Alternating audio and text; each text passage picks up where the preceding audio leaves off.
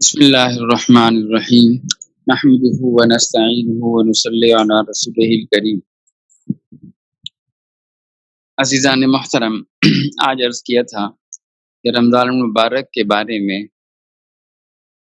اب دروس شروع کریں گے۔ تو رمضان اللہ کی طرف سے ایک عنایت اور احسان ہے، اور بڑے نصیب کی بات ہے کہ جس کو مل جائے، اور پھر ملنے کے بعد اس رمضان سے بھرپور فائدہ بھی اٹھا لیا جائے، یہ اس سے زیادہ بڑی بات ہے۔ ورنہ بعض اوقات رمضان آتا بھی ہے اور چلا جاتا ہے، اور جس قدر فائدہ ہونا چاہیے تھا وہ فائدہ ہوتا نہیں۔ رمضان اللہ کے ہاں کس قدر اہمیت کا حامل ہے، یہ تو وہی جانتا ہے جس نے قرآن و حدیث پڑھا ہو۔ کسی چیز کی اہمیت کا اندازہ اس کے اہتمام سے ہوتا ہے۔ ہمارے گھر میں کوئی خاص آدمی آتا ہے تو اس کا اکرام خاص طریقے سے کیا جاتا ہے۔ ایک عام آدمی آتا ہے ملنے والا، ٹھیک ہے، اس کو بھی آدمی اپنے گھر میں کھانا کھلا لیتا ہے، بٹھا لیتا ہے، چند باتیں کر لیتا ہے، ایک چائے کی پیالی کو پوچھ لیتا ہے۔ مگر جو کوئی خاص مہمان آنے والا ہو تو پہلے سے گھر کو صاف بھی کیا جاتا ہے، جھاڑ پونچھ بھی کی جاتی ہے، سلیقہ قرینے کا بھی اہتمام کیا جاتا ہے، اس کے من پسند کھانے کا بھی اہتمام کیا جاتا ہے۔ غرض یہ کہ مہمان کے اہتمام سے مہمان کا محترم بالشان ہونا اور مہمان کا اعلیٰ قدر ہونا یہ معلوم ہو جاتا ہے۔ اور اگر کوئی اہتمام بڑا کر رہا ہو تو پھر تو معلوم ہوتا ہے کہ وہ جو آنے والا مہمان ہے وہ تو بہت ہی کوئی اونچا ہے، یا جو کام کیا جا رہا ہے یہ بہت ہی کوئی اونچا کام ہے، یا اس کام کی طرف بڑی توجہ دلانی مقصود ہے، یا اس کام میں شان پیدا کرنا مقصود ہے۔ ہمارے یہاں عموماً حکومت کی طرف سے صفائی مہم چلتی ہے، شجرکاری کی مہم چلتی ہے، مختلف مہم چلاتے ہیں۔ تو بعض اوقات کیا کرتے ہیں، کسی بڑے آدمی سے اس کا افتتاح کراتے ہیں، کسی وزیر صاحب کو بلا لیا، کسی بڑے آدمی کو بلا لیا، معاشرے میں ایک عزت مقام کوئی آدمی رکھتا ہے تو اس کو بلا لیتے ہیں یہ بتانے کے لیے کہ یہ بھی دیکھیں یہ کام کر رہے ہیں، تو یہ کام کتنا بڑا کام ہے، کتنا اہم کام ہے، ہمیں اس کام کو اہمیت سے لینا چاہیے۔ اور اندازہ کریں جس چیز کا اہتمام اللہ تعالیٰ کے ہاں سے ہو تو اس کی شان کا کیا ہی پوچھنا ہے۔ یہ رمضان المبارک ایسا مبارک مہینہ ہے کہ اس کے اہتمام میں اللہ تعالیٰ شانو خود حصہ لے رہے ہیں، اور خود اپنے نبی صلی اللہ علیہ وسلم کے ذریعے سے اس رمضان کے اہتمام کو بتا رہے ہیں۔ اس سے معلوم ہوا کہ یہ رمضان کس قدر اہمیت کا حامل ہے، یا تو اللہ کے ہاں بڑی قدر و قیمت کا حامل ہے کہ اللہ تعالیٰ اس رمضان کا اہتمام فرما رہے ہیں، یا اللہ تعالیٰ اس رمضان کے عالی شان اور صاحب اہتمام ہونے کو بتا رہے ہیں کہ اللہ تعالیٰ جس چیز کا اہتمام کریں تو وہ کس قدر اہتمام کے قابل اور شان کے قابل ہوگی، تو بندوں کو اس کا کتنا خیال کرنا چاہیے، کتنا اہتمام کرنا چاہیے، کتنی اہمیت کے ساتھ اس کو لینا چاہیے اور اس کی طرف متوجہ ہونا چاہیے۔ تو اللہ تعالیٰ شان و مان والہ نے اس رمضان مبارک کا اہتمام فرمایا ہے، جس سے معلوم ہوتا ہے کہ رمضان اللہ کے ہاں کوئی خاص بڑی چیز ہے، اور اس کی خصوصیت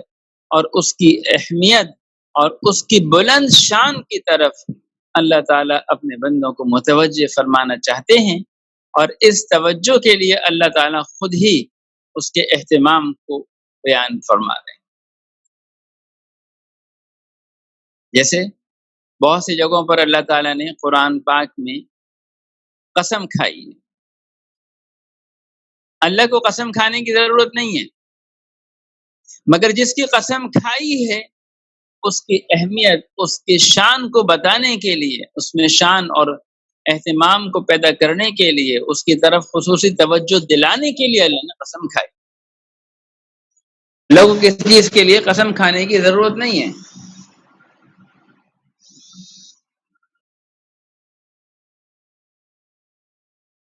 تو بہرحال اللہ تعالیٰ نے اس رمضان کا اہتمام فرمایا ہے اور بندوں کو اس اہتمام کے ذریعے سے اس رمضان کی طرف متوجہ فرمایا ہے۔ چنانچہ احادیث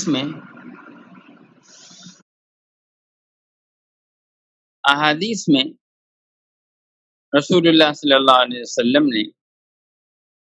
اس اہتمام کو بیان فرمایا ہے۔ ایک حدیث میں آتا ہے جب رمضان آتا ہے تو جنت کے دروازے کھول دیے جاتے ہیں، اور ایک روایت میں اس سے آگے یہ آتا ہے کہ ان دروازوں میں سے کوئی دروازہ پھر بند نہیں رہتا، ہر دروازہ ہی کھل جاتا ہے۔ اس کا مطلب یہ ہے کہ اللہ تعالیٰ چاہتے ہیں اس مہینے میں بندے ایسے اعمال کریں کہ کسی دروازے سے وہ چاہے جنت میں داخل ہو جائے، کسی درجے میں، چونکہ بعض روایات سے معلوم ہوتا ہے جنت کے مختلف دروازے ہیں، ان کے مختلف نام ہیں، کوئی ذکر کا دروازہ ہے تو کوئی روزے کا دروازہ ہے، اس طرح۔ تو معلوم یہ ہوا کہ کوئی بھی دروازہ، یعنی کسی خیر کے ذریعے سے بھی آدمی اللہ کی طرف متوجہ ہو کر اپنے گناہوں کو معاف کروا کر جنت میں جانا چاہے تو اللہ نے سارے دروازے ہی کھولے ہوتے ہیں۔ گویا ہر قسم کا جنت میں اپنے بندوں کو بھیجنے کا اللہ کی طرف سے یہ اہتمام ہوتا ہے۔ اور پھر فرمایا کہ جہنم کے دروازے بند کر دیے جاتے ہیں، اور اس سے آگے ایک روایت میں آتا ہے کہ کوئی دروازہ جہنم کا ایسا نہیں ہوتا کہ وہ کھلا ہوا ہو۔ تو معلوم یہ ہوا یہ مہینہ جس پر آتا ہے اللہ تعالیٰ چاہتے ہیں اس کے بارے میں کہ وہ اپنے گناہوں سے توبہ کرے اور ایسی پاکیزہ زندگی نیکیوں اور طاعت والی اختیار کرے جس سے اللہ خوش اور راضی ہوں، اور یہ جنت میں چلا جائے، ہمیشہ کے لیے جہنم کے دروازے اس کے لیے بند ہو جائے۔ تو ایک تو یہ اہتمام ہوا کہ جنت کے دروازے کھول دیے گئے اور جہنم کے دروازے بند کر دیے گئے۔ پھر ایک اہتمام یہ ہوتا ہے کہ چونکہ انسان کی بدعملی میں جہاں اس کے نفس کا بڑا دخل ہے، نفس چور ہے عمل کا، اور فطرت میں نفس کے آسانی اور سہولت کی طرف مائل ہونا ہے، تو یہ نفس جو ہے یہ اعمال کی طرف زیادہ جلدی سے مائل نہیں ہوتا، مشکل ہوتی ہے۔ اسی لیے آدمی نفس کی مانتے ہوئے سستی کر بیٹھتا ہے اور اعمال صالحہ کو کھو دیتا ہے۔ تو اللہ تعالیٰ بندوں کی مدد فرماتے ہیں اس چاہت کا جو میں نے اوپر ذکر کیا کہ اللہ تعالیٰ چاہتے ہیں کہ سارے بندے جنت میں جائیں، جہنم سے بچ جائیں، اس چاہت کا اظہار یوں بھی ہوتا ہے کہ اللہ تعالیٰ اپنے بندوں کو شیطان سے حفاظت کرنے کے لیے، بچانے کے لیے سرکش شیاطین کو قید کر دیا جاتا ہے، بیڑیاں ڈال دی جاتی ہیں، اور سرکش شیاطین اور جن جو ہے وہ قید کر دیے جاتے ہیں۔ تو جو سبب گناہ بن سکتا تھا ایک خارجی دشمن، اس کو اللہ نے قید ہی کر دیا۔ اسی لیے ایک روایت سے معلوم ہوتا ہے نا کہ جب یہ سرکش شیاطین قید کر دیے جاتے ہیں تو پھر آدمی ان گناہوں تک نہیں پہنچتا رمضان میں جن میں غیر رمضان میں پہنچتا ہے، یعنی وہ گناہ اس سے ہوتے ہی نہیں ہیں جو غیر رمضان میں ہوتے ہیں۔ تو یہ اللہ کی طرف سے کتنا بڑا انعام ہے۔ اب تھوڑی سی حرکت اپنی بھی تو چاہیے نا، کچھ آدمی بھی تو حرکت کرے۔ اللہ نے تو انتظام فرمایا کہ شیاطین کو قید کر دیا کہ یہ بہکا نہ سکیں، اغوا نہ کر سکیں، اور اللہ کے حکموں سے ہٹا نہ سکیں۔ مگر اگر آدمی خود ہی گناہوں میں پڑنے لگے، گناہوں کو چاہنے لگے اور نیکی کی طرف نہ آئے تو کس کا کیا قصور ہے؟ اللہ نے تو سورج نکالا ہے تاکہ سارے عالم میں روشنی ہو جائے، مگر ایک آدمی اپنے کمرے میں بیٹھ جاتا ہے، اپنے گھر میں بیٹھ جاتا ہے، ہر روزن ہر سوراخ کو بند کر دیتا ہے کہ کسی طرح بھی سورج کی روشنی میرے کمرے میں نہ آنے پائے۔ جو خود ہی چاہتا ہے ہر سبب کو روشنی کے آنے کے بند کر کے اندھیرے میں رہنا، بھلا اس کے لیے ہدایت کا چراغ کہاں سے جلے گا؟ ہم دیکھیں ذرا کہ اللہ نے تو انتظام فرمایا، اور کتنی بڑی بات ہے، یہ علامت ہے کہ رمضان میں ہر آدمی کا دل کسی نہ کسی طرح تو متوجہ ہوتا ہی ہے۔ روزے آدمی کوشش کرتا ہے رکھنے کی، مسجدوں میں جو ہے ہلچل مچ جاتی ہے، وہی مسجدیں ہیں، ایسا لگتا ہے شروع کے دنوں میں کہ لوگ اس وقت فجر کی نماز میں ایسے آ رہے ہیں جیسے جمعہ پڑھنے کے لیے آ رہے ہیں۔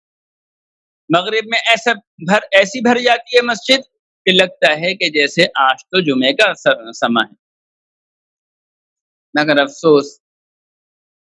ہم ہی اپنی ذات سے کمزوری دکھاتے ہیں۔ ایک بزرگ فرمایا کرتے تھے ہمارا حال تو وہ ہے کہ جیسے چکی کو گھمایا جاتا ہے اور گھما گھما کے اس کو چھوڑ دیتے ہیں، تو تھوڑی دیر بغیر گھمائے بھی وہ چلتی رہتی ہے۔ تو ہمارا بھی کچھ حال ایسا ہی ہے، سارے سال ہم گناہوں میں لگے رہتے ہیں اور سارے سال گناہوں کی چکی میں چلتے رہتے ہیں، تو شیطان بھی ایک مہینے کے لیے ہمیں چھوڑ دیتا ہے کہ یہ خود ہی چلتے رہیں۔ اگر ہم خود ہی گناہوں سے بچنے کا اہتمام نہ کریں، کچھ خود بھی تو دکھائیں نا، کچھ اللہ کو اپنی طلب دکھائیں نا۔ اللہ نے تو انتظام فرمایا ہے، کس طرح کا شیاطین زیادہ لوگوں کو گمراہ کرتے ہیں، بڑے گناہوں کی طرف ابھارتے ہیں، اس لیے آدمی کچھ بڑے گناہوں سے بچ جاتا ہے۔ مگر بھائی جو بچنا ہی نہ چاہے وہ کیسے بچے؟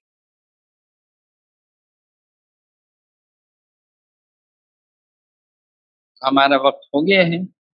انشاءاللہ پھر اس مضمون کو لے کر آگے چلیں گے کہ اللہ تعالیٰ نے مزید کیا کیا اہتمام فرمائے۔ اللہ تعالیٰ ہم سب کو عمل کی توفیق عطا فرمائے۔ تھوڑی سی دعا کریں۔ الحمدللہ رب العالمین والصلاة والسلام علی رسول محمد وآلہ وصحبہ اجمعین۔ یا اللہ یہ رمضان مبارک کا مہینہ آنے والا ہے، اس کی قدردانی کی توفیق عطا فرما دیجیے، ہم کو اس میں پہنچا بھی دیجیے اور اپنے فضل و کرم سے اس کی قدردانی کی توفیق عطا فرمائیے۔ ان میں یا اللہ کامیاب لوگوں میں ہمیں شمار فرمائیے، رمضان کی برکات ہمیں عطا فرمائیے، رمضان کی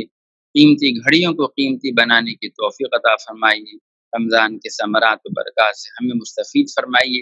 اور یا اللہ محروم اور ناکام لوگوں میں ہونے سے بچائیے۔ ایسا نہ ہو کہ یہ رمضان گزر جائے اور ہماری مغفرت نہ ہو سکے۔ اے اللہ محض اپنے فضل و کرم سے ہم سب کی مغفرت فرما دیجیے، عافیت سہولت جسر کا معاملہ فرما دیجیے، اعمال رمضان کو اہتمام سے کرنے کی توفیق عطا فرما دیجیے، کمی کوتاہیوں کو معاف فرما دیجیے، درگزر فرما دیجیے، جہنم سے نجات اور خلاصی کا پروانہ نصیب فرما دیجیے، اور اپنے فضل و کرم سے جہنم میں جنت میں جگہ عطا فرما دیجیے۔ اے اللہ جنت ہمارا ٹھکانہ بنا دیجیے، اے اللہ اپنی رضا کے ساتھ جنت میں جانا مقدر فرما دیجیے،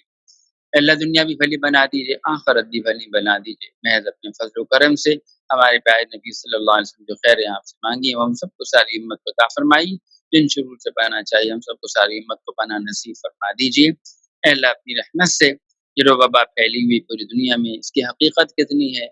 یا اللہ اس کا وجود کتنا ہے اور اس پر افواہات کتنی ہیں یہ آپ ہی کو معلوم ہے، بے اعتمادی کا عجیب دور ہے، بس ہماری مدد فرمائیے، ہم سب حاضرین کو بھی، ہمارے بیوی بچوں بہن بھائیوں کو رشتہ داروں کو اور یا اللہ سارے عالم کے مسلمانوں کو اور انسانوں کو اپنے فضل سے اس سے محفوظ فرمائی، اس کو اپنی رحمت سے ختم فرمائی۔ ہم معافی چاہتے ہیں اپنے گناہوں کی، اپنے مسلمان بھائیوں کے گناہوں کی۔ یا اللہ اپنی رحمت سے ہم سب کو معاف فرما دیجیے، ہمارے گناہوں کو معاف فرما دیجیے، اس وبا سے ہمیں نجات نصیب فرما دیجیے، مسجدوں کی رونقوں کو بحال فرما دیجیے، علماء جو کوشش میں لگے ہوئے ہیں ان کے فیصلوں میں خیر کو مقدر فرما دیجیے، امت میں جن باتوں کے لیے خیر ہو انہیں کو آپ اپنی رحمت سے مقدر فرمائیے، محض فضل و کرم سے میں دعا فرما لیجیے۔ وصلی اللہ علیہ نبی الکریم، آمین۔